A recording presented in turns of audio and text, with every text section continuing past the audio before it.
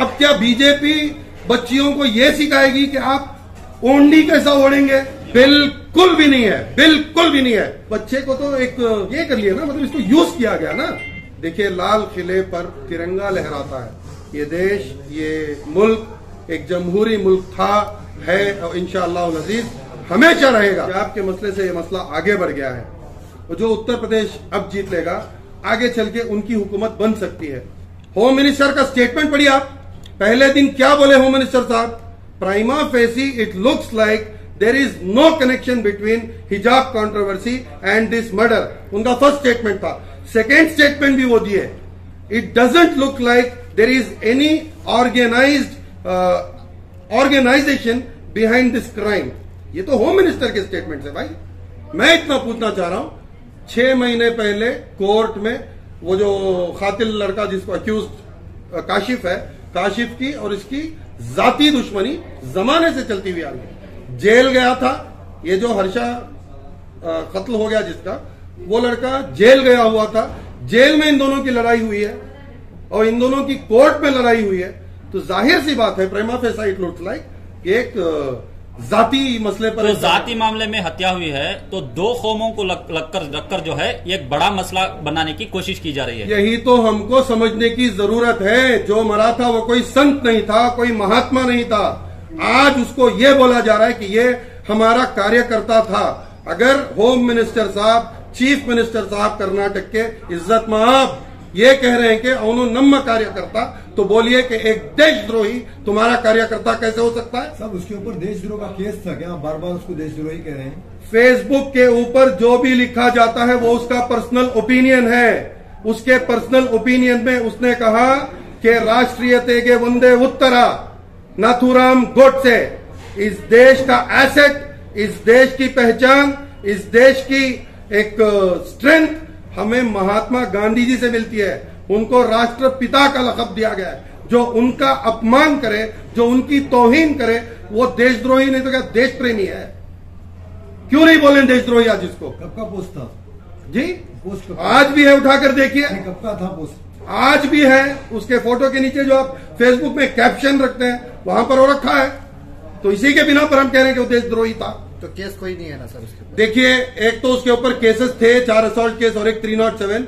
आज बीजेपी उसको गले लगा लेगी तो क्या बीजेपी वॉशिंग मशीन है कि वो एकदम पाक हो गया, कोई कोर्ट उसको वजह कर दी केसेस? नहीं। देखिए, वो भी 307 मतलब किसी का कत्ल करने की कोशिश किया था। इसी की वजह से दिसंबर 2020 में लास्ट उसके ऊपर एक केस पड़ा था। देखिए, 6 बच्चियां हिजाब पहनना चाह रही थी। वो बच्चियां मुसलमान थे कि हिंदू थे? मुस्लिम बच्चियां थी। हमारी बच्चियां, उनके नाम तो है पिटिशनर, जो 6 बच्चियां हैं वो हमारी अपनी बहनें थी। मतलब शुरुआत मुसलमानों ने की थी? बात शुरुआत की नहीं है। 75 साल से हम इस हुकूमत में कई हुकूमत आए चले गए। 75 सालों से गंगा जमुनी तहजीब के साथ हिंदू मुस्लिम भाई भाई मिलकर के इस देश में हमने जिया है। आज बीजेपी के पेट में दर्द दे रहा है तो हम क्या करें? हिजाब कंट्रोवर्सी में शुरुआत, बात सिर्फ हिजाब कंट्रोवर्सी की नहीं है, पैटर्न समझिए। 1985 से 2022 तक उस कॉलेज में कोई हिजाब के साथ नहीं गया था। बिल्कुल सही बात है। 22 में हिजाब अचानक कैसा आ गया? तो क्या फर्क पड़ गया भाई? तो क्या फर्क पड़ गया भाई? नहीं, तो उसका मतलब यह है कि आप जानबूझ के शुरुआत की थी। देखिए, प्रोस्पेक्टस के अंदर ये कहीं नहीं लिखा है कि दुपट्टे को आप कैसे पहन सकते हैं। ये तो औरत बच्चियों का अपना फैसला है। वो दुपट्टे को सर पर पहने, वो पूरी पीठ को कवर करके ऐसे ओढ़ लें या वो वी शेप में डाल लें, भाई उनकी मर्जी है। अब क्या बीजेपी बच्चियों को ये सिखाएगी कि आप ओंडी कैसा ओढ़ेंगे? एक तो बीफ बैंक के ऊपर, हमारे खाने पर इनको, हम किससे शादी कर रहे हैं इनको, रिलीजियस कन्वर्शन बिल के ऊपर, लव जिहाद के ऊपर, अजान के ऊपर। देखिए, बात सिंपल है, एक रेगुलर पैटर्न इनका है। इन लोगों की शुरुआत टिप्पू जयंती से हुई। जब इनका मसला आया तो ये लोग हजरत टिप्पू सुल्तान शहीद रहमतुल्लाह अलैह के मजार पर आते हैं, तलवार पकड़ते हैं, पेठा पहनते हैं, शाल पहनते हैं। बेगैरत इनके फोटोज हैं हमारे पास, सोशल मीडिया पर भी है। ये आते हैं मजार पर, लेकिन जब ये कंट्रोवर्सी कोई बीजेपी वाला शुरू कर देता है तो हर कोई दुश्मन बन जाता है, हर कोई टिप्पू सुल्तान के खिलाफ बात करने वाला हो जाता है। तो भाई, जो बीजेपी डिसाइड करेगी वो हक नहीं है। शुरुआत इन्होंने टिप्पू जयंती से करी। वहां से लेकर, मैं लिस्ट गिनवाऊं आपको, वहां से लेकर बीफ बैन के ऊपर इन्होंने कितना तमाचा किया। 9:30 बजे मर्डर होता है। सुबह के 9 बजे मैं एक कर्नाटक के बड़े चैनल पर बैठा हुआ होता हूं, तो ऑलरेडी ये स्टेटमेंट उनके तरफ से आ चुकी होती है। यही एक बहुत बड़ी साजिश है। देखिए, लाल किले पर तिरंगा लहराता है। ये देश, ये मुल्क एक जमहूरी मुल्क था, है और इंशाअल्लाह अज़ीज हमेशा रहेगा। ये कभी हिंदू राष्ट्र नहीं हो सकता। वो जो चीज ब्रिटिशर्स 200 साल करने की कोशिश करे, ब्रिटिशर्स हार गए।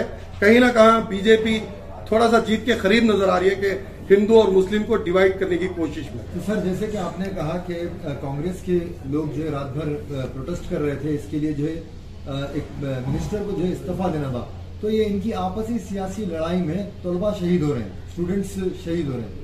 ये हिजाब के मसले से आगे बढ़ गया है मसला। हिजाब के मसले से ये मसला आगे बढ़ गया है।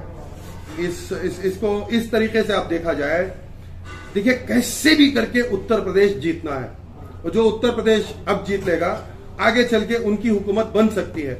सबसे जायद एमपी पार्लियामेंटेरियंस उत्तर प्रदेश से आते हैं, तो कैसे भी करके इनको जीतना है।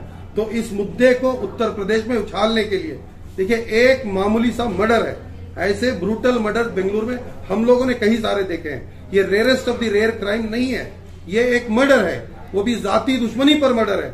लेकिन इसको जाफरानी रंग इसलिए दिया जा रहा है क्योंकि उस लड़के का नाम हर्षा हिंदू था।